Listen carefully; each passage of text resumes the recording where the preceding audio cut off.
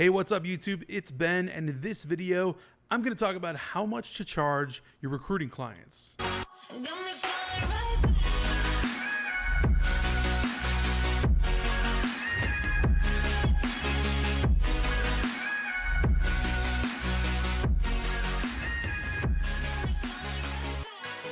All right, thank you so much for checking out another one of my YouTube videos. Hey, if you're not in my Facebook group, Six Figure Recruiters, link in description of this video. You can join over 7,000 other recruiters, entrepreneurs, and you can interact with me and ask questions, whatever you'd like to do, but definitely join my Facebook group and subscribe, slap a like on this video if you haven't already. Getting right into the video, I want to tell you there are 2 rules about charging your clients.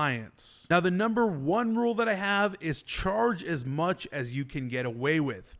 If your client doesn't like your fee, you can simply back off and negotiate. If you come in high, they can basically walk you a little bit down, and it's totally up to you in that negotiation if you want to take it from 20 to 18 to 15, whatever it is you're going to do in that situation. Charge as much as you can and negotiate the rest. Rule number 2 is always charge a percentage that is going to make your time worth it. Generally, we don't recruit for fun. We do recruit because it's a great business and it's very scalable, but we also recruit for money. So when you're doing this, understand that you should never settle for just a fee because someone offered you a deal. If it's a really, really low fee for a really, really hard to fill position, it's not worth your time. Don't do it.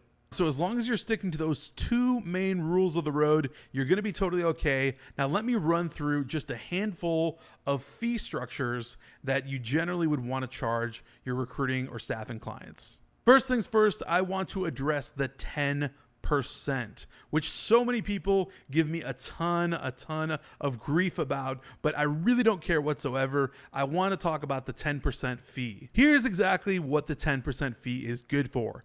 It's really good for general labor, what I like to call tier 1 positions where people can learn that job in a matter of a day, on 1 day's training. I'm talking about people sweeping brooms, people driving a forklift, people moving things around a warehouse, drivers that are non-CDL, meaning anyone with a driver's license that can drive around a van. I'm talking about people that are on an assembly line. The 10% is really, really attractive to clients, and so therefore it's really, really good for getting your first deal. Getting your first deal generally means 3 specific things to me. 1, you've actually made some money in recruiting.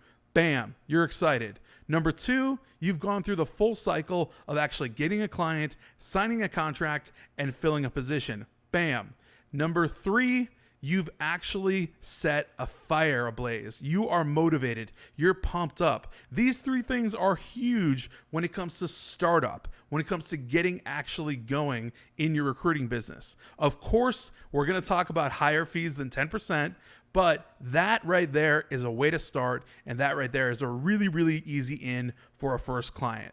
So I want to talk about the next level up, which is the 15 to 20% level. I call this tier 2. So a tier 2 level position is going to be anywhere from 15 to 20%. Like I said, it's going to be someone that's a little bit more hard to find. It's going to be someone that needs a certification. Maybe they had to go to trade school for what they're doing. But again, it is a skilled level job, not low skilled. It's mid-level skilled, but it's something that you wouldn't be charging above 20% for. It would be in that mid-range from 15 to 20. Now, don't forget that you could always bargain in the middle and come out somewhere at around 18, 17.5. You can always negotiate with your client, but I'm talking about essentially people that are a little bit harder to find, and they're definitely not worth your time at 10%. They definitely need to be at around 15 to 20%. All right, so let's talk about the fees that everyone loves to talk about, the 20 to 25% plus. All right, these are the higher fees, right? These are what I call tier 3. These are people that wear suits. These are where people that have really, really good skills that are extremely hard to find or relatively difficult to find overall. Now, these are also people that mostly have degrees. They're definitely well sought after, and they're people that you're gonna have to put a good amount of work in to find. An example of tier 3 level positions like this, where you would charge 20 to 25+% would be someone in IT, someone in finance,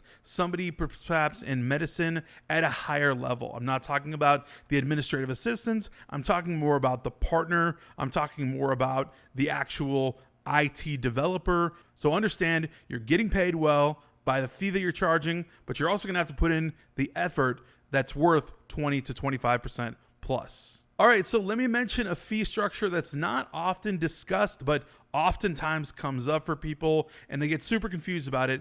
But this is the flat rate fee. What's a flat rate fee? Essentially, when a client comes to you and they have a complex pay structure, or they pay by job or pay piecemeal per project when someone finishes something. Maybe it's a seasonal job. Maybe it's something where it's part-time / seasonal / piecemeal and all that kind of stuff. You would charge a flat rate to find that individual. The reason flat rate exists is because you simply can't figure out a good way to charge a percentage traditionally on someone like that that's part-time, seasonal, piecemeal, all of that. It's not going to work out. The way to figure out your actual flat rate mathematically is to calculate what that person's going to be earning in the time that they're going to be working. Then also look at the time and energy and effort you need to put in to actually find that individual. Is it even worth your time?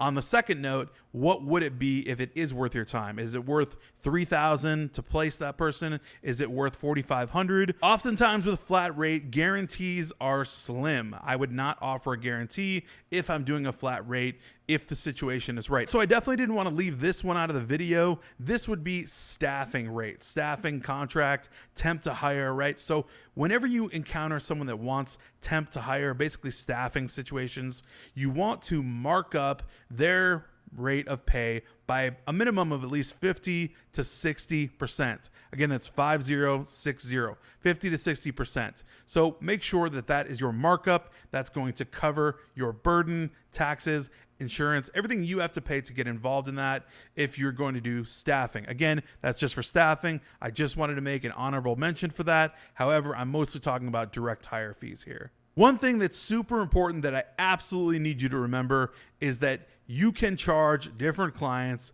different rates. So if you're brand new to this game, understand that just because you charge client A 10% does not mean that you cannot charge client B 25%. Nobody is walking around knowing all of your fees, knowing everything that you charge, and you're not the low rate agency just because you did a low fee 1 or 2 or 3 times. It doesn't matter. You can always, and you should always, be scaling your fees. Most definitely. I know that 10% gets you in the door, but I also understand that after a while, it's not really worth your time because you're better and better and better, and you're jumping up into that 20% range. So again, charge high, get as much as you can. Never charge any amount that would not be worth your time. I hope you guys grabbed some value out of this video. If you did, slap a like on this video and subscribe if you're not subscribed already, and hit that alert button so you know every time I come out with a brand new video. Until then.